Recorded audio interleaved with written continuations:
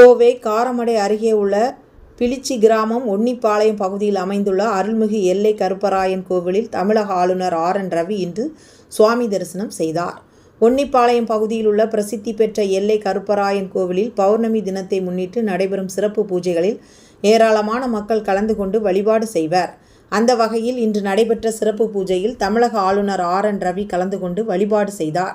இதனைத் தொடர்ந்து 120 நாட்களுக்கு பிறகு நடைபெறவுள்ள இக்கோவிலின் கும்பாபிஷேகத்தன்று பிரதிஷ்டை செய்யப்பட்ட உள்ள 18 அடி உயரமுள்ள சித்தர்கள் தூணுக்கு நடைபெற்ற சிறப்பு அபிஷேக பூஜையிலும் ஆளுநர் கலந்து கொண்டார்.